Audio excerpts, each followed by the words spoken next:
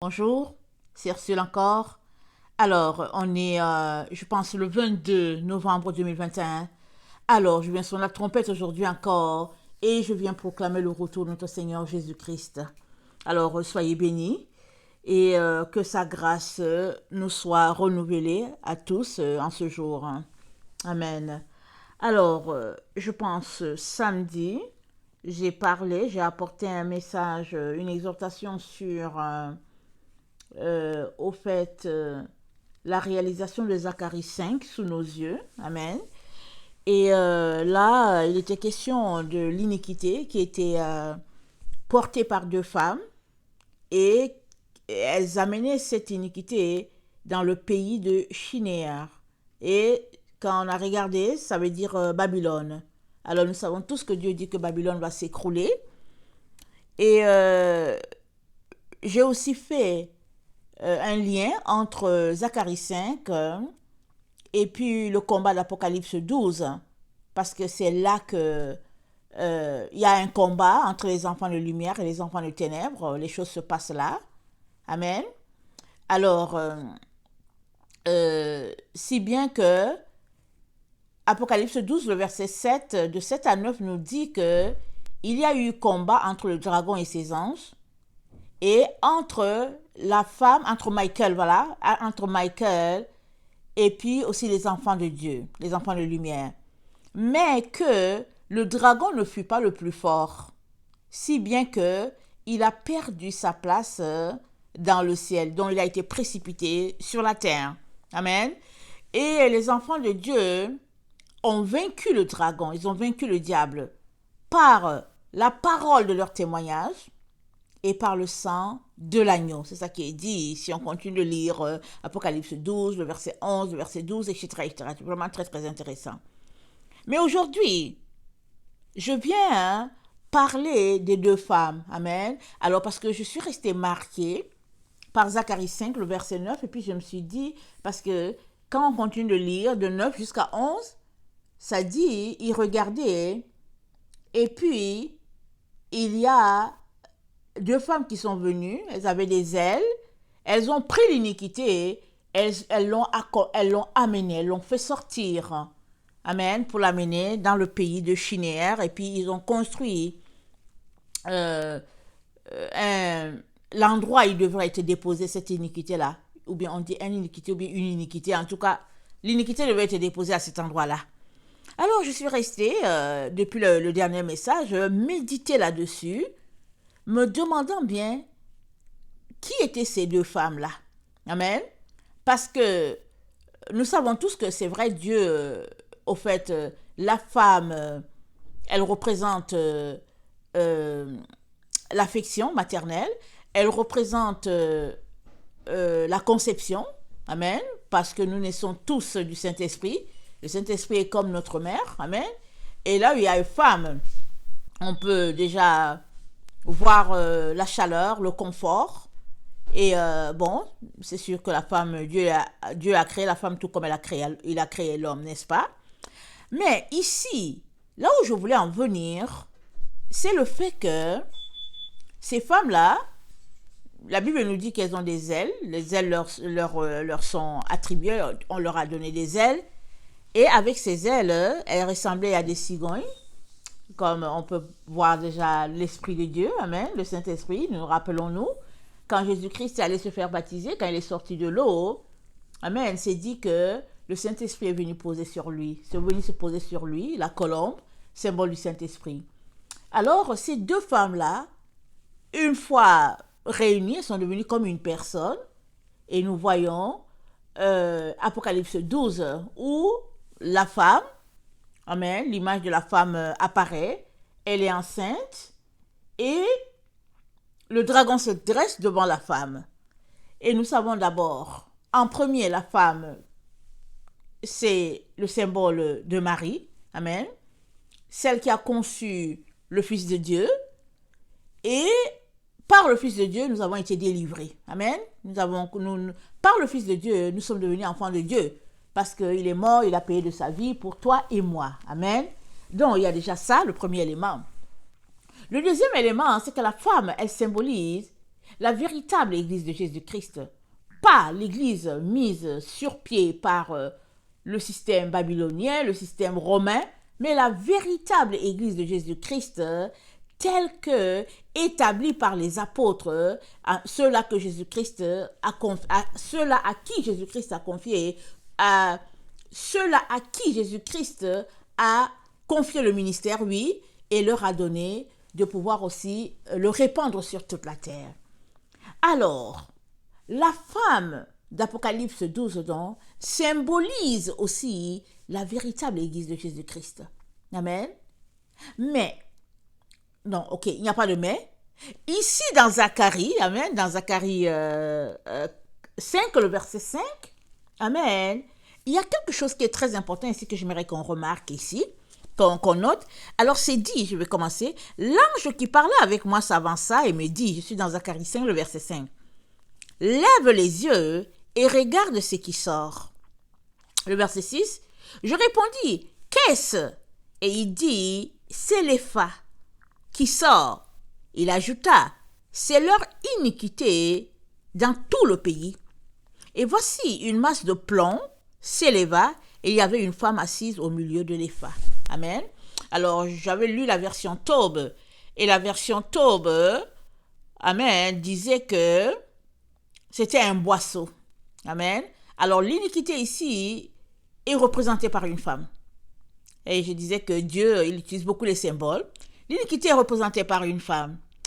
Et les deux femmes,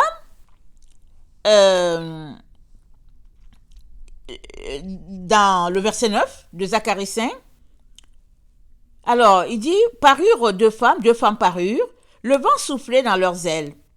Elles avaient des ailes comme celles de la cigogne, elles enlevèrent l'épha entre la terre et le ciel.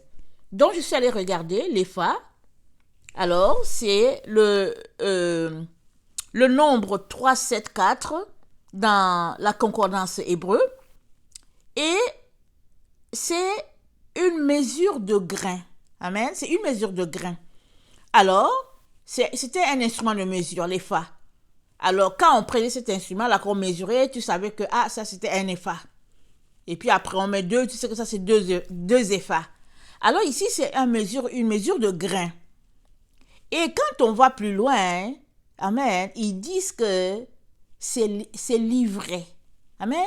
Hier, on a vu, est-ce que c'était hier? Peut-être samedi, je ne me rappelle plus. En tout cas, on a vu que la récolte finale, amen, c'est livré. Ok, on a parlé de la parabole que Jésus-Christ a donnée sur la fin des temps.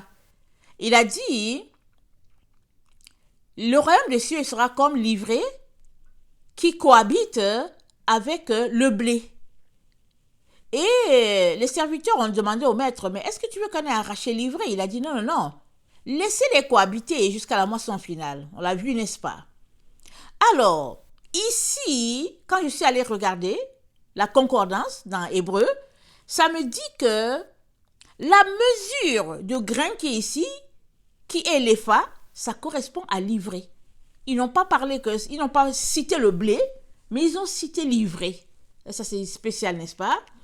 Et ayant cité l'ivraie, je suis allée plus loin et il parle de séduction. Amen.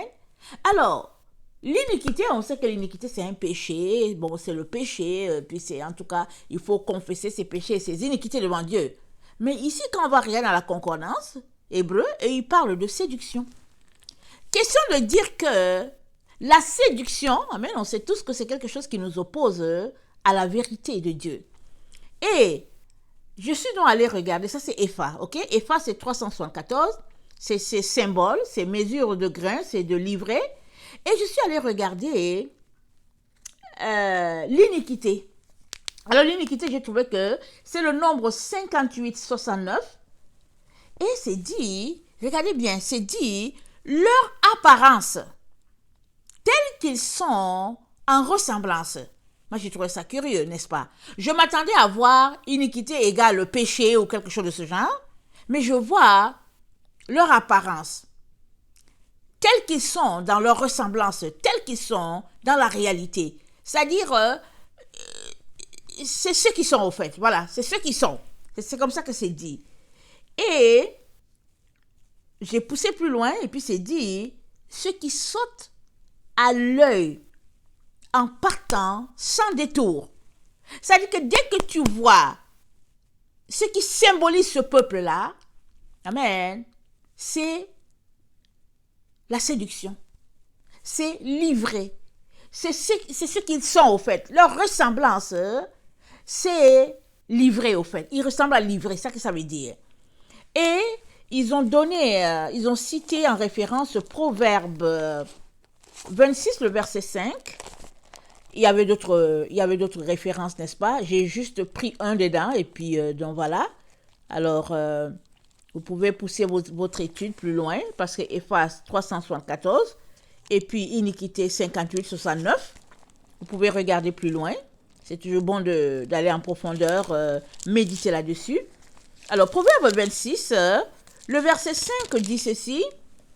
C'est dit, réponds à l'insensé selon sa folie, afin qu'il ne se regarde pas comme sage. Waouh! Réponds à l'insensé selon sa folie, afin qu'il ne se regarde pas comme sage. Alors, on retourne à notre mot. Alors, ces deux femmes ont enlevé l'iniquité. Elles sont parties avec l'iniquité. Et ça nous dit que l'iniquité, c'est ce qui saute à l'œil nu quand tu vois une personne. Ce qui caractérise la personne. La ressemblance de la personne. Et Dieu nous dit que la ressemblance, amen, ce qui était dans les phares là, c'est que les deux femmes portaient, la ressemblance là, ce n'était autre chose que la séduction, ce n'est autre chose que livrer. Alors tout ce qui symbolise le mal, la séduction, la folie, amen, c'était dans cet épha-là, c'était dans ce récipient-là que les deux femmes là étaient en train de porter pour le faire sortir et pour l'amener dans le pays de Chaldéen, qui n'est autre que Babylone. Voilà ce que ce passage nous dit. Maintenant, mais qui sont les deux femmes? Amen, qui sont les deux femmes? Parce que moi, c'était là. Quand j'ai apporté mon enseignement, je pense que c'était peut-être vendredi, si j'ai bonne mémoire. Quand je l'ai apporté, j'étais là, je me disais, ah, ok, Seigneur, mais je suis restée avec ça, accrochée avec l'histoire de ces deux femmes. Et le Seigneur m'a demandé d'aller regarder Galates 4. On y va? Galates 4, ça nous parle de deux femmes, n'est-ce pas? Alors, on va lire et on va décortiquer ce que le Seigneur a pour nous à travers ce passage si riche. Excusez-moi, Galates.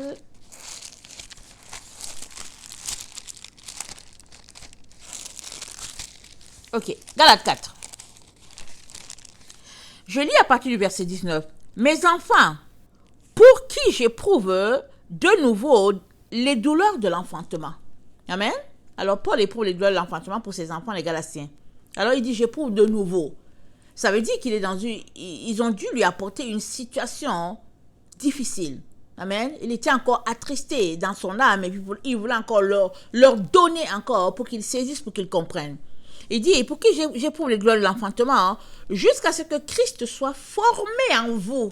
Donc voilà, il est leur père spirituel, mais il est aussi leur mère. Alors, en ce sens qu'il les nourrit. Donc il dit, j'éprouve des douleurs jusqu'à ce que Christ soit formé en vous. Ça veut dire quoi? Ça veut dire que toi et moi devions être à la ressemblance de Christ, pas à la ressemblance de l'iniquité. Alors c'est pourquoi ces deux femmes-là, elles ont porté l'iniquité, qui est la représentation de Satan. Elles ont porté ça pour faire sortir ça du milieu du peuple de Dieu. Amen. Alors, verset 20, Galates 4. Je voudrais être maintenant auprès de vous et changer de langage car je suis dans l'inquiétude à votre sujet. Waouh, les Galatiens, ils causaient de la peine à leur père spirituel. Dites-moi, vous qui voulez être sous la loi, n'entendez-vous point la loi? Attendez. Vous qui voulez être sous la loi, n'entendez-vous point la loi? Car il est écrit, qu'Abraham eut deux fils, l'un de la femme esclave et un de la femme libre. Mais celui de l'esclave naquit selon la chair, et celui de la femme libre naquit en vertu de la promesse. Ces choses sont allégoriques, car ces femmes sont deux alliances. L'une du mont Sinaï, enfantant pour la servitude, c'est Agar, car Agar, c'est le mont Sinaï en Arabie, et elle correspond à la Jérusalem actuelle, qui est dans la servitude avec ses enfants. Mais la Jérusalem d'en haut est libre, c'est notre mère. Car il est écrit, « Réjouis-toi, stérile, toi qui n'enfantes point. Éclate et pousse de cris, toi qui n'as pas éprouvé les douleurs de l'enfantement. Car les enfants de la délaissée seront plus nombreux que les enfants de celle qui étaient mariée. Pour vous, frères, comme Isaac, vous êtes enfants de la promesse. Et de même qu'alors celui qui était né selon la chair persécutait celui qui était né selon l'esprit, ainsi en est-il encore aujourd'hui. Ainsi en est-il encore maintenant. Mais que dit l'Écriture? Chasse l'esclave et son fils, car le fils de l'esclave n'héritera pas avec le fils de la femme libre. C'est pourquoi, frères, nous ne sommes pas enfants de l'esclavage. Nous ne sommes pas enfants de l'esclavage, voilà, mais de la femme libre. Attendez, nous ne sommes pas enfants de l'esclave, mais de la femme libre. C'est pour la liberté que Christ nous a affranchis, Galates 5, le verset 1. Demeurez donc fermes et ne vous laissez pas mettre de nouveau sous le joug de la servitude. Voilà. Alors, Paul dit à ses enfants de ne pas se mettre sous le joug de la servitude. Alors, on ne sait pas c'était quoi le sujet de loi là-bas. Avec Paul, il y avait toujours des débats. Paul devait toujours élucider des choses. Et nous savons tous que s'il y avait quelqu'un qui persécutait les chrétiens, c'était bien Paul. Amen. Il était zélé pour son pharisianisme. Et après, quand il a été visité par l'Esprit de Dieu, finalement, il a dit aux gens, non, on ne peut pas marcher sous la loi. Amen. Alors, il le dit encore aujourd'hui. Et nous bénissons le Seigneur pour cet homme-là qu'il a transformé complètement. Amen. À l'image de Christ. Alors, Paul nous dit donc, il nous dit que Abraham a eu deux fils. L'un de la femme esclave, Agar, et l'autre de Sarah, sa femme, légitime. Alors ici, il fait l'analogie, parce que lui-même il dit que ces deux alliances, c'est allégorique, ces choses-là.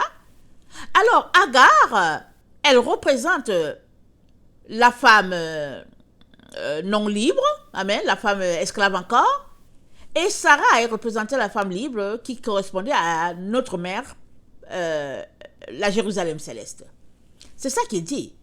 Alors, si on ramène ça à nous, il est en train de nous dire que nous sommes encore sous la loi de l'iniquité, sous la loi de l'esclavage du péché, amen, même si nous avons donné notre vie à Jésus, même si, au fait, nous marchons de sainteté en sainteté, de gloire en gloire, nous sommes encore sous la domination, amen, de l'esprit, parce que nous sommes sous la loi de la terre. Amen. Nous sommes encore sous cette terre, dans ce corps corruptible. Il dit, mais la Jérusalem céleste, qui représente ceux-là qui ont été glorifiés, amen, ceux-là qui sont dans la présence de Dieu, il dit, mais là-bas, là, cette Jérusalem-là, amen, elle est libre, elle n'a pas de péché. Elle n'est pas soumise à ces lois-là, à ces lois du péché et tout ça. Et il dit, mais que dit l'Écriture, le verset 30? Chasse l'esclave et son fils, car le fils de l'esclave n'héritera pas avec le fils de la femme libre. Chasse l'esclave. L'esclave, il est symbolisé, il symbolise le péché, amen, parce que quand tu es encore sous l'esclavage, si tu es encore dans le péché, tu es esclave du péché. Si tu es maintenant à Christ, tu es esclave de Christ. Alors il te dit que si tu es esclave de Christ, tu es libre, parce que tu es maintenant en union avec ceux-là, les citoyens, amen, les enfants de Dieu. Alors, il nous dit, le verset 31, il dit, c'est pourquoi, frère, nous ne sommes pas enfants de l'esclave, mais de la femme libre. Alors, Paul veut que tu réalises que, malgré le fait que tu es encore sur la terre, que ton corps n'est pas encore glorifié, malgré le fait que tu es dans une dimension, ici, où le péché règne, et le péché est roi, malgré cela, il te dit, il est très très important que tu réalises que ta mère à toi, amen, elle est Ta patrie à toi, elle est dans le ciel. Ta mère à toi, elle est Jérusalem, celle-là qui est dans le ciel, dans la présence de Dieu, celle-là qui est glorifiée. C'est ça qu'il est en train de te dire. Alors, si tu es conscient de cela, tu ne peux donc pas marcher selon la mère qui est esclave sur cette terre. Et il dit que c'est allégorique, n'est-ce pas? Il dit que ça symbolise deux alliances. Et maintenant, si on regarde bien, Apocalypse nous parle aussi de deux femmes. La femme de l'Apocalypse 12, la femme de l'Apocalypse 17. Alors, la femme de l'Apocalypse 12, elle symbolise, on l'a dit déjà, les véritables enfants de Dieu. Et la femme de l'Apocalypse 17, elle symbolise, amen, la fausse église. La fausse, parce que cette femme-là, elle était assise à califourchon sur la bête. Alors, elle coopérait très bien avec la bête. Elle était dans la jouissance avec la bête, avec tout le système tout autour. Voilà ce qu'elle était. Ou bien voilà ce qu'elle est. La femme d'Apocalypse 17. Alors, elle prend plaisir à Babylone, avec tous ses mœurs, ses valeurs, et puis tout ce qui régit Babylone. Et Dieu nous dit, Babylone sera détruit. Et Dieu nous parle, en tant que ses enfants, il s'attend à ce que nous soyons, amen, tous connectés à notre véritable mère, la Jérusalem céleste. C'est ça qu'il est en train de nous dire. Et alors qu'il est en train de nous dire ça, il s'attend à ce que on puisse se dépouiller de nos péchés, de notre iniquité. Parce que l'iniquité, amen, comme on l'a vu tout à l'heure, c'est dit ce qui est à sa ressemblance.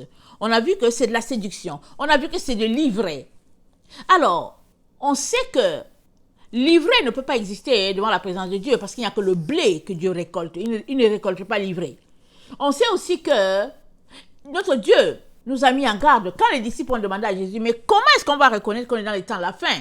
Il a dit, prenez garde que vous ne soyez séduits. Parce qu'une fois que tu es séduit, c'est fini, tu es emporté, tu es égaré loin de la vérité. Tu es loin. Rappelons-nous, quand Dieu a créé Adam et Ève, il les a façonnés à son image, il les a bénis, il les a dit multipliez-vous, il les a établis, et tout de suite, je ne vais pas dire à quelques minutes près, et pas long, Satan est venu séduire Ève, et il leur a arraché ce que Dieu leur a remis.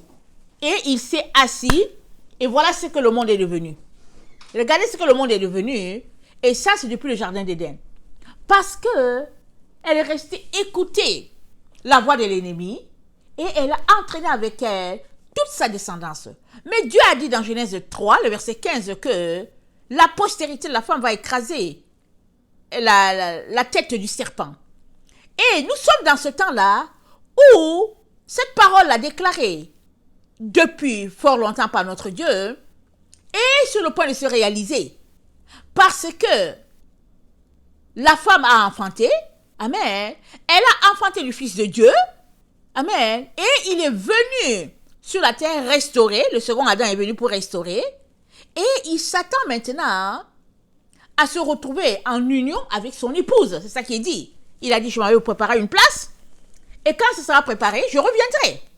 De telle sorte que je vous prendrai afin que vous soyez là où je suis. Et nous savons que Christ, notre époux, notre Seigneur, notre roi, nous savons qu'il est dans la gloire. Il s'attend à ce que nous aussi, nous soyons dans la gloire parce qu'il a préparé une place pour tous ceux-là qui lui ressemblent. Pas pour ceux-là qui ressemblent à l'iniquité, mais pour ceux-là qui lui ressemblent. Alors, il s'attend à ce que nous puissions nous débarrasser de l'iniquité. Il s'attend à ce que nous ne soyons pas à la ressemblance de l'iniquité, à la ressemblance de la séduction.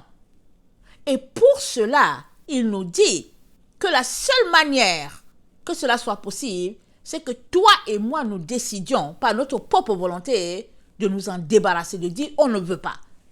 Et Dieu a pourvu pour que il y ait connexion, il y ait rencontre entre les deux femmes, entre la Jérusalem céleste et la Jérusalem terrestre. Alors, nous voyons dans Apocalypse 21, on connaît bien ce passage. Apocalypse 21 nous dit, « Puis je vis un nouveau ciel et une nouvelle terre, car le premier ciel et la première terre avaient disparu, et la mer n'était plus. Et je vis descendre du ciel, d'auprès de Dieu, la ville sainte, la nouvelle Jérusalem, préparée comme une épouse qui s'est parée pour son époux.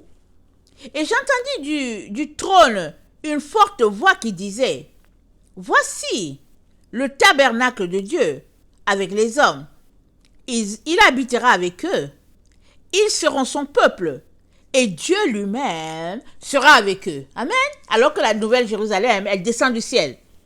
Il essuiera toute larme de leurs yeux, et la mort ne sera plus, et il n'y aura plus ni deuil, ni cri, ni douleur, car les premières choses ont disparu.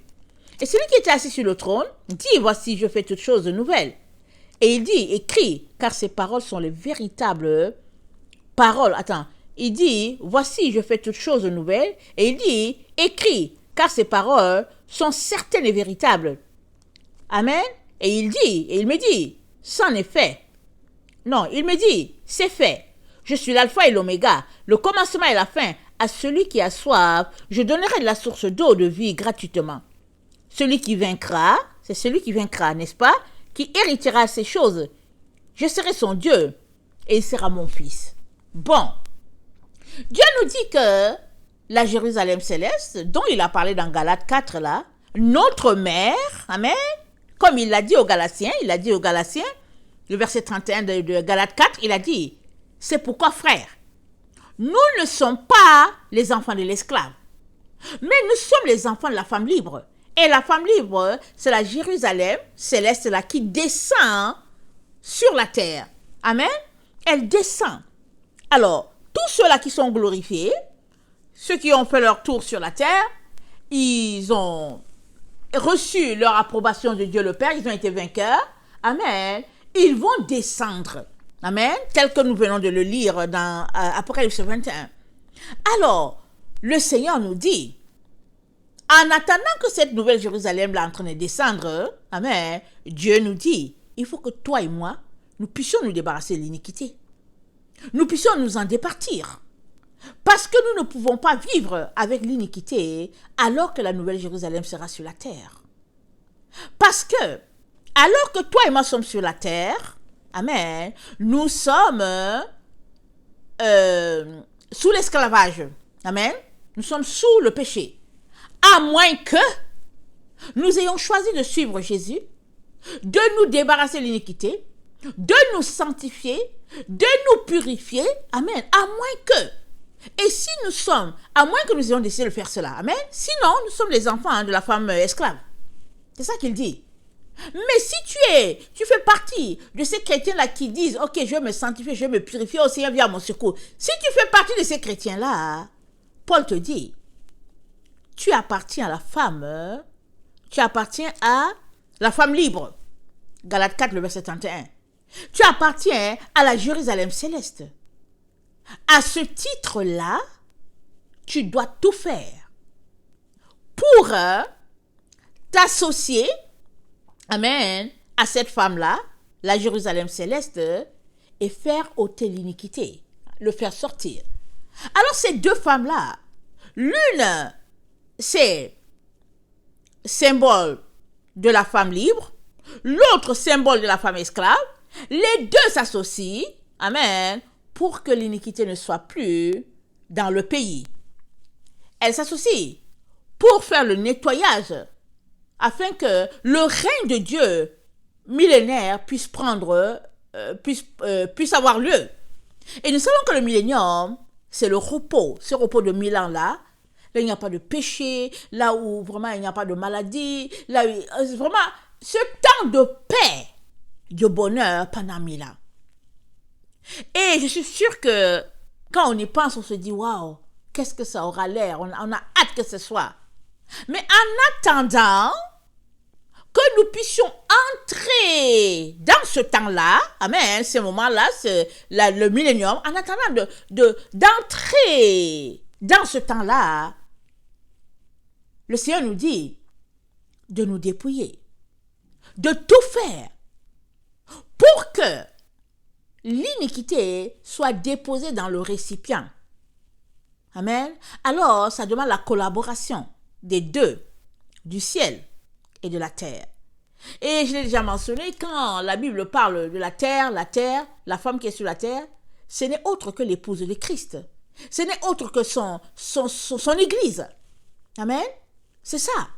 La femme, parce qu'ici il est question de deux femmes, celle qui est au ciel, amen, c'est ceux qui ont été glorifiés, celle qui est sur la terre, qui n'est autre que l'épouse de Christ, et qui est appelée à marcher selon les règles, amen, de son époux, qui est notre Seigneur Jésus. Lisons Éphésiens 5. Éphésiens 5. Ça dit, de même, le verset 24, or, de même que l'Église est soumise à Christ, les femmes aussi doivent l'être à leur mari en toutes choses. Attendez, c'est pas là que je voulais lire. Attendez. Ok. Femmes, soyez soumises à vos maris comme au Seigneur, car le mari est le chef de la femme, comme Christ est le chef de l'Église. Voilà, Christ est le chef de l'Église. Alors, Christ, il est le chef de l'Église, qui est son corps. L'Église, c'est le corps de Christ. Amen. C'est son corps. Donc, il est le sauveur. L'Église, c'est le corps de Christ. Alors, Christ est la tête. Et nous savons que Christ est venu sur cette terre sous forme humaine. Alors, si la tête est sanctifiée, notre Seigneur Jésus est sanctifié, il n'y a pas moyen que le corps ne le soit pas. Amen. Il n'y a pas moyen. Or, si l'Église, c'est le corps de Christ, nous sommes appelés à nous sanctifier, à nous purifier, à être sur la même longueur d'onde qu'a été les apôtres. Alors, le verset 15 nous dit, nous sommes dans Éphésiens 4, n'est-ce pas? Prenez donc garde de vous conduire avec circonspection, non comme des insensés, mais comme des sages. Rachetez le temps, car les jours sont mauvais. C'est pourquoi ne soyez pas inconsidérés, mais comprenez quelle est la volonté de notre Seigneur. Mais c'est quoi qu'il est sa volonté? Sa volonté, c'est que nous puissions marcher dans la sainteté, dans la pureté. Et que, étant les enfants de la femme libre, la Jérusalem céleste, il est très très important que nous puissions nous atteler à nous débarrasser de tout ce qui ne fait pas la gloire de Dieu en nous. C'est ça qu'il est en train de dire. Alors, il dit, afin que, verset 25, Marie, aimez vos femmes, comme Christ a aimé l'Église et s'est livré lui-même pour elle, afin de la sanctifier par la parole, après l'avoir purifiée par le baptême d'eau. Amen. Alors, Christ, il a sanctifié la femme, son Église. Amen. Il l'a sanctifiée. Et il l'a purifiée. Il s'attend à ce que nous puissions marcher chaque jour en nouveauté de vie parce qu'il a payé, amen, pour notre rachat. Il a payé pour notre sanctification. Il a payé pour notre purification. C'est ça qu'il dit. Il l'a fait. Et il dit, afin de faire paraître devant lui cette église glorieuse, sans tache, ni ride, ni rien de semblable, mais sainte et irrépréhensible. Amen. C'est ainsi que les maris doivent aimer leur femme comme leur propre corps. Celui qui aime sa femme s'aime lui-même. Le mari doit aimer sa femme comme son propre corps. Or, Christ qui est la tête a aimé l'Église parce que l'Église c'est le corps de Christ. C'est ça qu'il dit là qu'on vient de lire. Et le corps ne peut pas être différent de la tête. Alors, les deux femmes, la femme libre, la Jérusalem céleste, se joint à la femme esclave, amen, celle qui est sur la terre, amen. Les deux se joignent, travaillent ensemble afin que l'iniquité ne soit plus. Mais ceux-là qui sont au ciel, ils sont déjà glorifiés. Amen. Ils sont déjà glorifiés. Et la Bible nous dit, environnés d'une si grande nuée de témoins, courons de manière à remporter le prix. C'est-à-dire que tout ce qu'on fait, ça doit être en connexion, en lien avec ce que les autres ont posé comme base afin que nous puissions être vainqueurs comme eux, tout comme eux, ils l'ont été. Alors, le verset, nous sommes dans Éphésiens 4, le verset 3 nous dit, vous efforçant de conserver l'unité de l'esprit par le lien de la paix. Il y a un seul corps, il y a un seul esprit. Vous aussi, vous avez été appelés à une seule espérance par votre vocation. Il y a un seul Seigneur, il y a une seule foi, un seul baptême, un seul Dieu et Père de tous, qui est au-dessus de tous, parmi tous et en tous. Mais à chacun de nous, la grâce a été donnée selon la mesure de don de Christ. Alors, Dieu n'est pas divisé. Amen. Il n'est pas divisé. Mais il n'est pas divisé, c'est pas par rapport à la doctrine des hommes. C'est par rapport à la doctrine que Jésus-Christ nous a apportée. Et quand Jésus-Christ est venu, il n'a pas renoncé à la loi. Il l'a accompli. Amen. Il l'a accompli. Et il a bâti sur le fondement, amen, des prophètes. Amen. Et il a enseigné à ses apôtres à bâtir comme lui il l'a fait, de telle sorte que toi et moi, amen, nous bâtissions sur le fondement des prophètes et des apôtres. Ainsi, nous allons nous unir à la femme libre qui est la Jérusalem céleste. Elle descend. Elle ne descend pas pour trouver une épouse sale, une épouse remplie d'iniquité. Non, elle descend, amen, pour trouver une femme qui au départ était esclave, mais maintenant est libérée. Elle n'est plus sous la loi, cette femme-là. Alors les deux, unis, enlèveront l'iniquité. Les deux unis, amen, se débarrasseront de l'iniquité et désormais l'iniquité brûlera à Babylone. Amen, c'est ça que la Bible dit. La Bible nous dit que Babylone va brûler. Alors, Ésaïe 54 nous parle toujours de cette même femme-là. Amen. Qui n'est autre que l'épouse, amen, de notre Seigneur. La gloire de notre Dieu est là. Alors, dans Ésaïe 54, c'est dit, réjouis-toi, stérile, toi qui n'enfantes plus. Fais éclater ton allégresse et ta joie, toi qui n'as plus de douleur.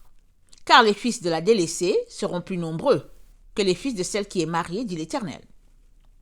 Élargis l'espace de ta tente, qu'on déploie les couvertures de ta demeure. Ne retiens pas, allonge tes cordages et affermis tes pieux, car tu te répandras à droite et à gauche.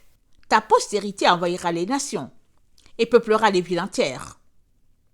Et peuplera les villes désertes. Ne crains pas, car tu ne seras point confondu. Ne rougis pas, car tu ne seras pas déshonoré.